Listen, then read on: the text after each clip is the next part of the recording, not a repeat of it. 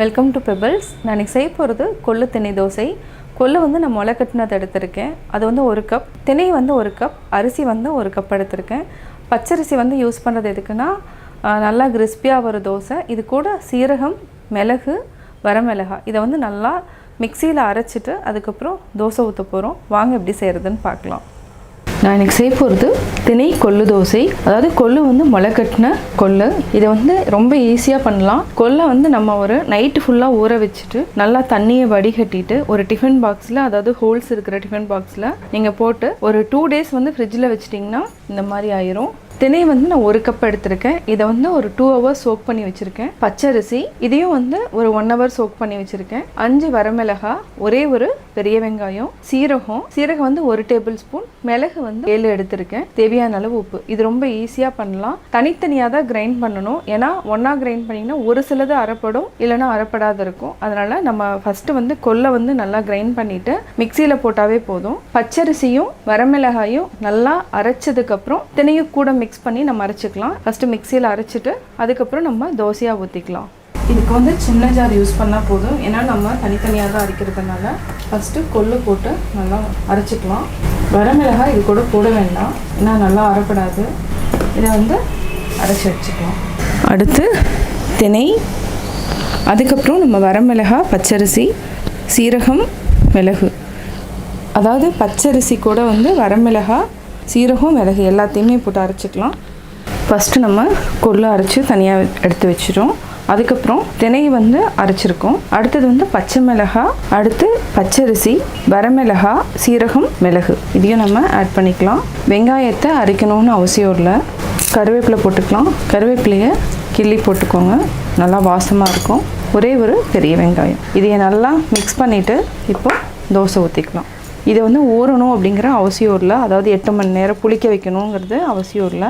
உப்பு இருக்கான்னு செக் பண்ணிவிட்டு தோசை ஊற்றிக்கலாம். இப்போது மாவு பதத்துக்கு இந்த கன்சிஸ்டன்சி இருந்தாவே போதும். இதை விட ரொம்ப தண்ணியாக இருந்துச்சுன்னா உங்களுக்கு தோசை வந்து நல்லா வராது. இது கரெக்டான பதம். இதுக்கு தோசைக்கல் வச்சிட்டோம். எண்ணெய் வந்து லைட்டாக ஊற்றிக்கலாம். இதுக்கு நெய் விட்டு சுட்டாலும் நல்லாயிருக்கும். குழந்தைகளுக்கு வந்து நெய் விட்டு சுட்டு கொடுக்கலாம். ஏன்னா திணையில் வந்து நிறையா ஃபைபர் நிறையா இருக்குது, சத்துக்கள். அதே மாதிரி கொள்ளு வந்து ரொம்ப உடம்புக்கு நல்லது. கல் காஞ்சிருச்சு. இது வந்து ரொம்ப தின்னாக வராது, இந்த மாதிரி தான் வரும். இதுக்கு மேலே நெய்யோ இல்லைனா எண்ணெய், நான் வந்து எண்ணெய் தான் விட்டுறேன். நல்லா வேகணும். இப்போ நான் மீடியம் ஃப்ளேமுக்கு வச்சுட்டேன். முளை கட்டிய பயிருங்கிறதுனால என்னென்னா ப்ரோட்டீன்ஸ் வந்து ஜாஸ்தி இருக்கும். இது வந்து பச்சை பயிறு, கொள்ளு இதெல்லாமே நம்ம வந்து குழந்தைங்களுக்கு கொடுத்துட்டோம்னா அவங்களுடைய வளர்ச்சி வந்து நல்லாயிருக்கும். நார்மலாக எப்போவுமே வந்து அரிசி தான் நம்ம யூஸ் பண்ணிகிட்ருக்கோம். அதுக்கு பதிலாக இந்த மாதிரி ஒரு வித்தியாசமாக ட்ரை பண்ணி கொடுத்திங்கன்னா குழந்தைகளும் விரும்பி சாப்பிடுவாங்க, பெரியவங்களும் சாப்பிட்டோன்னா உடம்பும் ஆரோக்கியமாக இருக்கும். நல்லா வேகட்டும். இது வந்து கரெக்டான மிக்சிங். இது வந்து ஜாஸ்தியாக கம்மியாக போக வேண்டாம். நீங்கள் வந்து கரெக்டாக, அதாவது 100 கிராம் வந்து திணை எடுத்திங்கன்னா 100 கிராம் பச்சரிசி வேண்டான்னு நினைக்கிறவங்க வந்து வெந்தயம் வந்து 1 டேபிள் ஸ்பூன் யூஸ் பண்ணிக்கலாம். அதுவும் வந்து ரொம்ப டேஸ்ட்டாக இருக்கும். இதை நல்லா ப்ரெஸ் பண்ணி விடுங்க. இது வந்து ஹை ஃப்ளேமில் வச்சுட்டு வேக வைக்க வேண்டாம். அதாவது மீடியம் ஃப்ளேம், லோ ஃப்ளேம் இந்த 2 மட்டும் யூஸ் பண்ணுங்கள். இல்லைனா வந்து நல்லா வேகாது, மேலே வந்து கருகிடும், ஆனால் வந்து டேஸ்ட் இருக்காது. எடுத்துருக்கிற அளவு வந்து 3 பேர் சாப்பிட்லாம். இது என்னென்னா சூடாக சாப்பிட்டா தான் நல்லா டேஸ்ட்டாக இருக்கும். ஆறி சாப்பிட்டோன்னா அந்தளவுக்கு டேஸ்ட் இருக்காது.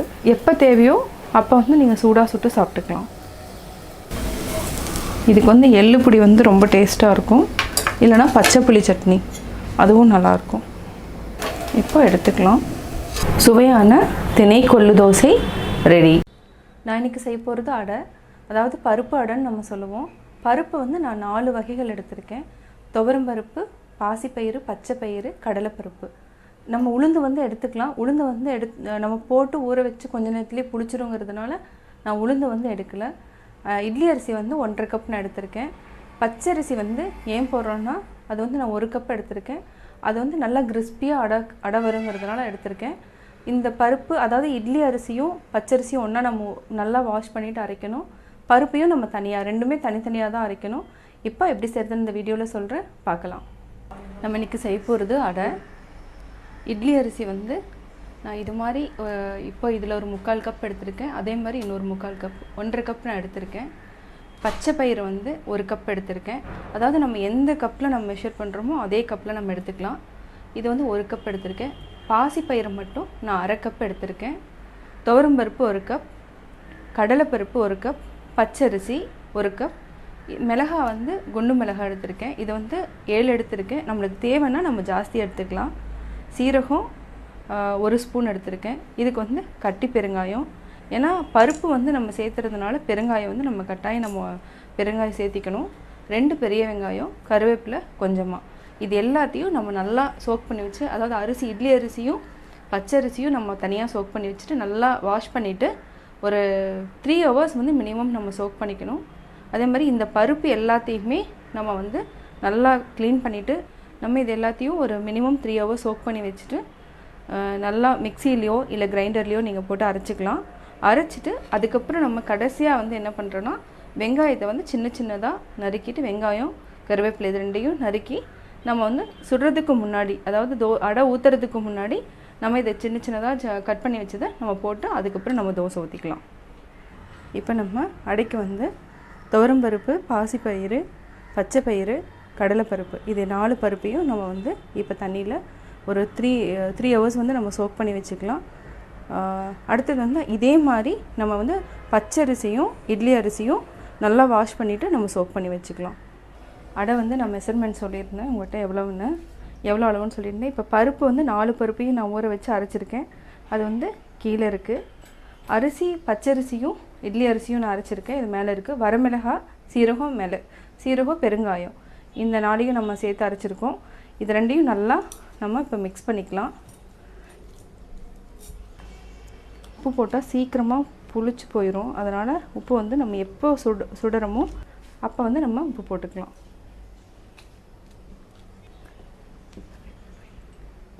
இப்போ நம்ம உப்பு போட்டுக்கலாம். இப்போது அடை நம்ம சுட போகிறோம், அதனால் உப்பு போட்டு மிக்ஸ் பண்ணிக்கலாம். தண்ணியும் செக் பண்ணிவிட்டு நம்ம எவ்வளோ தேவையோ அவ்வளோ ஊற்றிக்கலாம். ஏன்னா இது வந்து தோசை அடை. உளுந்து வந்து போட்டிருந்தோன்னே என்ன ஆகுனா அரைச்ச உடனே புளிச்சிரும். அது சம்மர் டைம்னால் ரொம்ப புளிச்சிரும். அதனால் நான் வந்து உளுந்து ஆட் பண்ணல. உளுந்து வந்து ஒரு கை போட்டு ஆட் பண்ணலாம், பட் நான் உளுந்து ஆட் பண்ணல.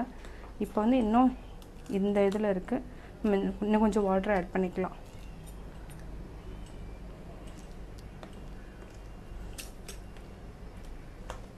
காரம் தேவையில்லை, ஏன்னா மிளகாயே காரம் ஜாஸ்தி. அதையும் நம்ம அரைச்சிட்டோம் கூடையே போட்டு. ஃபஸ்ட்டு கருவேப்பிலை ஆட் பண்ணுறேன்.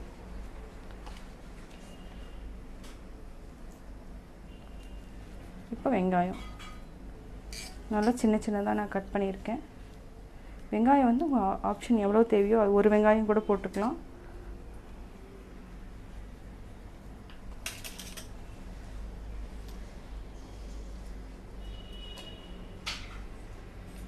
அப்புறம் கொத்தமல்லி தழை இது எல்லாத்தையுமே நான் போட்டு ஆட் பண்ணிட்டேன்.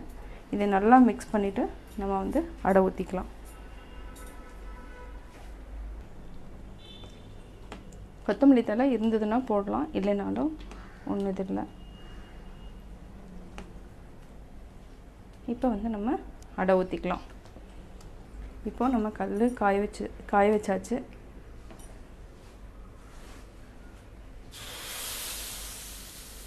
இதுக்கு வந்து என்னென்னா நல்லெண்ணெய் இல்லைன்னா ரீஃபைண்ட் ஆயில்.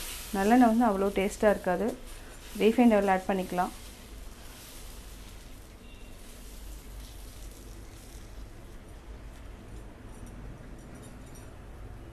இப்போது ஆயில் ஆட் பண்ணிக்கலாம். இதுக்கு வந்து நம்ம பொடி கூட வச்சு சாப்பிட்லாம், நல்லெண்ணெய் கூட ஊற்றி பொடி கூட வச்சு சாப்பிட்லாம். அடைக்கு வந்து என்னென்னா ஆயில் வந்து ஜாஸ்தியாக விடணும்.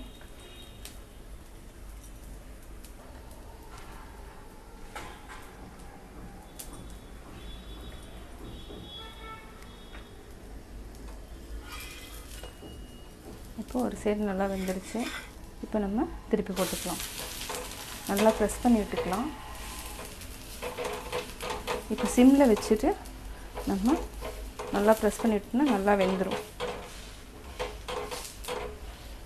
ஒரு சிலர் வந்து மஞ்சத்தூள் ஆட் பண்ணுவாங்க, மஞ்சத்தூள் தேவைன்னா நீங்கள் ஆட் பண்ணிக்கோங்க.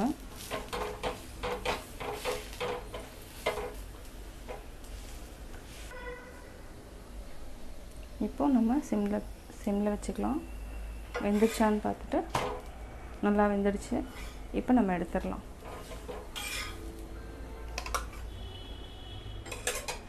இப்போது அடை ரெடி ஆகிடுச்சு. இது கூட நம்ம பொடி வச்சு சாப்பிட்டுக்கலாம். இந்த அடை வந்து புளிக்கணும்னு அவசியம் கிடையாது. நம்ம வந்து அரைச்ச உடனே கிரைண்டர்லேயோ மிக்சிலேயோ நம்ம அரைச்ச உடனேயே நம்ம வந்து தோசையாக ஊற்றிக்கலாம். இப்போ எப்படி செஞ்சேன்னு பார்த்தீங்க. கட்டாயம் உங்களுக்கு பிடிச்சிருக்கும். நீங்களும் வீட்டில் ட்ரை பண்ணி பார்த்துட்டு உங்களுடைய கமெண்ட்ஸ் எனக்கு சொல்லுங்கள். உங்கள் ஃப்ரெண்ட்ஸ்கிட்டையும் ஷேர் பண்ணுங்கள். மறக்காமல் எங்கள் சேனலை சப்ஸ்கிரைப் பண்ணுங்கள்.